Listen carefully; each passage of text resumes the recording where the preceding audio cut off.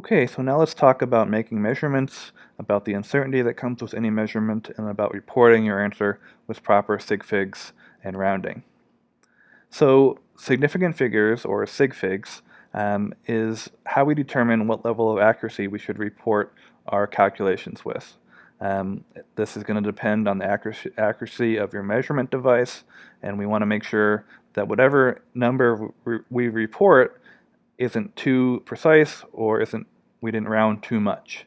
Right? That's the goal here. And so we're going to actually do this in lab, and we're going to talk about this a lot more in lab, but we'll introduce this concept here. So we want to keep only the number of significant digits or the significant figures that are necessary when reporting a measurement. And this is based on how accurate a device is. So I could be using a ruler, and this ruler has a certain accuracy to it. Right? I can measure 2 centimeters or 2.1 centimeters with this ruler, but I can't measure 2.001 centimeters with this ruler. Right? This ruler is only accurate to 0.1 centimeters. But if I use this ruler to measure all of the sides of a box and then calculated the volume and tried to report it as being 73.9521673 cubic meters, right? There's no way I'm measuring that volume to that level of accuracy. I don't know the 0.0001 cubic meter accuracy of that box, the volume of that box. Where if I was using a micrometer, something that is accurate to 0.001 centimeters, I could report my volume also to more accuracy if I use that micrometer to measure all of the sides of that box. Okay, so it turns out that, so first off, we need to learn how to properly write the number of sig figs for a given measurement device. If I see a number based on somebody else's measurement, how do I recognize the number of sig figs? And then if I'm doing a calculation, I need to learn how to kind of keep the proper number of significant figures after calculation. And it turns out there's going to be different rules for multiplying and dividing versus adding and subtracting. Okay. First off, just recognizing sig figs. Let's look at some examples here. If I tell you a number is 3.1415, that means there are 5 sig figs. There are 5 numbers here. Whatever measurement device I used to make this with, maybe it's a measurement of mass, it was very accurate. I was able to measure 3.1415 grams. Right? I had a very accurate measurement device. Where if I was able to measure 9 grams and I only reported 9, that's implying that I had a measurement device that could measure 9 or could measure 10, but it could not have told me that something weighed 9.2 grams, right? So this is only one sig fig, and by reporting that, I'm telling you that I did not have a very accurate measurement device. If I reported 9.0, that's now 2 sig figs. That's implying I had a more accurate measurement device. This scale could have measured 9.0 or 9.1. It's that accurate, right? What about leading zeros? If I reported something as 0.00023, this is still only 2 sig figs, right? I have a lot of numbers here, but it's only 2 sig figs. I ignore the leading zeros, right? Because in a different unit, this would be, just 2.3, right? So if I was just to convert to kilograms or something like that, right?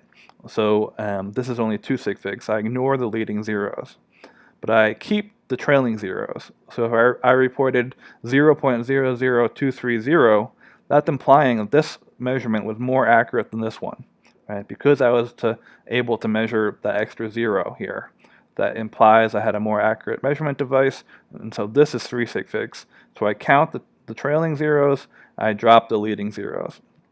What about just reporting 70 kilograms?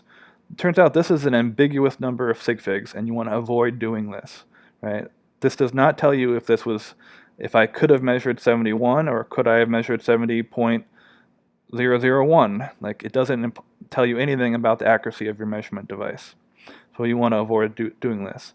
If you measured something that could have, measured 71 or 69 or 72, then you should write 70 dot, and that implies you had 2 sig figs, right? Where if you had a more accurate measurement device, you can report 3 sig figs, 70.0. Okay. Now, what about our rules for multiplying and dividing, right? If I made a measurement very accurately, say, for example, 3.1 meters was one side of a square, and then I measured the other side less accurately with only 1 sig fig, 3 meters.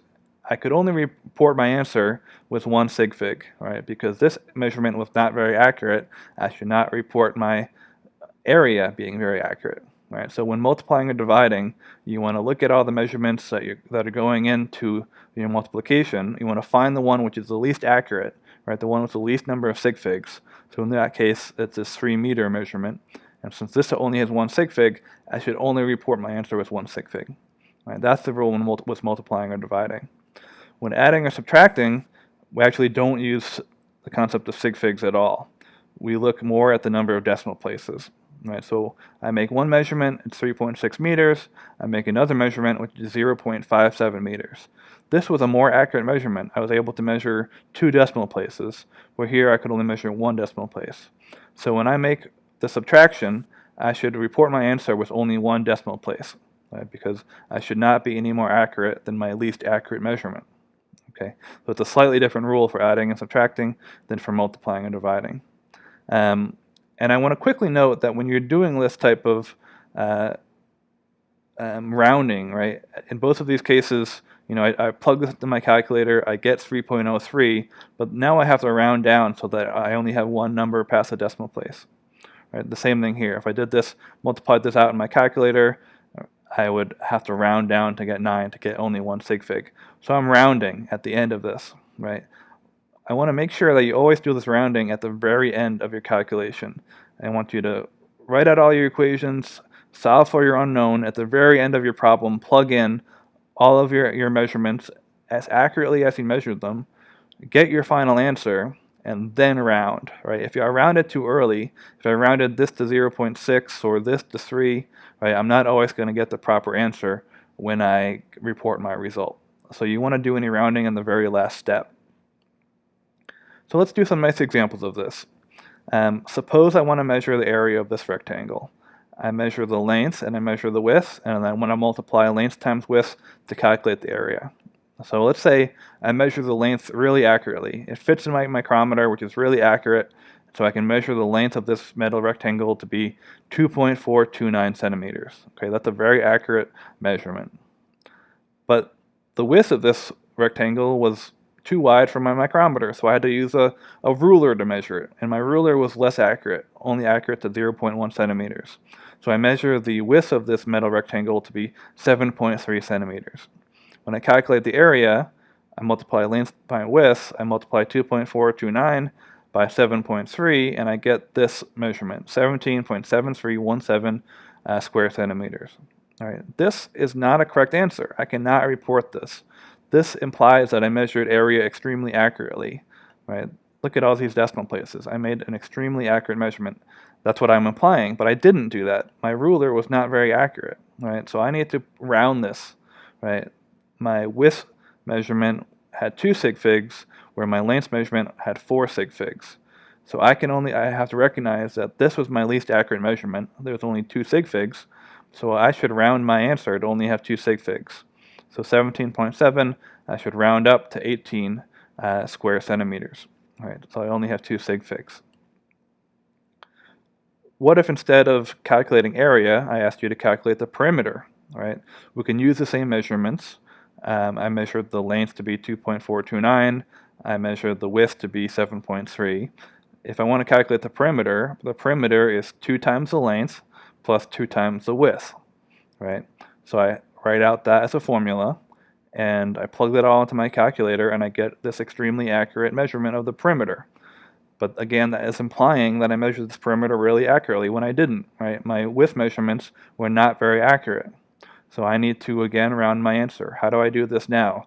This time I'm not using sig figs because I'm adding here. I'm not multiplying. Right? Since I'm adding, I want to use a rule for adding and subtracting. I want to look at how many decimals there are after the decimal place. So in my length measurement, I have 3 decimals after the decimal place. In my width measurement, I have 1 decimal after the decimal place. I'm sorry, 1 digit after the decimal place. So that I should report my answer here with only 1 digit after the decimal place. So I round 0.458 to 0.5. Okay, so that's the basic idea of sig figs.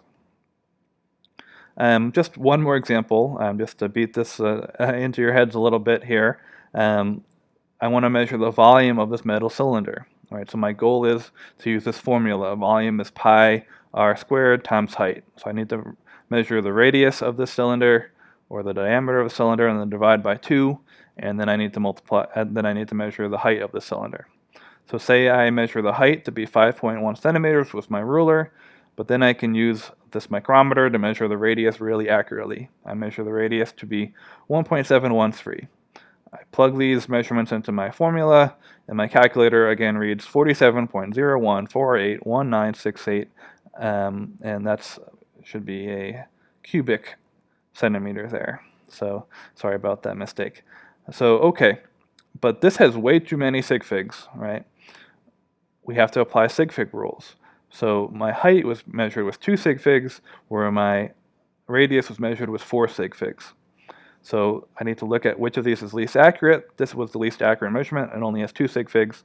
So I should report this with only 2 sig figs. So I should report my answer as being 47 cubic centimeters. I'll fix that also. Right, so I properly made that rounding, so I only have 2 sig figs in my answer. And you can kind of check this by just doing some back of the envelope calculations. If I was able to measure this height of this cylinder with a ruler to be 5.1 centimeters, it's safe to assume there's a pretty big uncertainty on the measurement, right? It's safe to assume it was 5.1 plus or minus, 0.05 centimeters, right?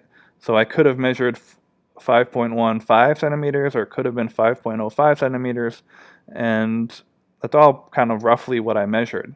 So if I plug into this formula, 5.15 or 5.05, I would get volume is 47.4 or 46.5. They're a little bit different than my answer, but if I round my sig figs properly, I still get 47 in either case. All right, so that's a nice example of why we need to properly round these sig figs. And the last thing I want to note is that we need to use scientific notation. Significant figures are closely connected with scientific notation. Okay, so if I multiply 35 centimeters with 2 sig figs by 79.1 with 3 sig figs, I plug that into my calculator, I get 2768.5, right? But that is way too many sig figs, so I need to properly write this with 2 sig figs. How do I write this with 2 sig figs? Well, the only way to do that is to write it in scientific notation. Okay, if I had instead written down 2,800, this would have been an ambiguous number of sig figs, right? We cannot do that. We have to write this in scientific notation, right, where this has 2 sig figs. So in general, always ask yourself, how do you know when to use significant figures, right? We want to use sig figs when we're making measurements that have some limited amount of accuracy. You don't need to use sig figs when you have infinite accuracy. When do you have infinite accuracy? For example, if I know that 1 inch is 2.54 centimeters, that conversion is exact, right? If I told you 1 inch is 2.54 centimeters, that is an exact conversion. There is no uncertainty in that, so that is not limiting your number of sig figs, right? So when you're doing unit conversion and you have an exact unit, that does not limit your sig figs.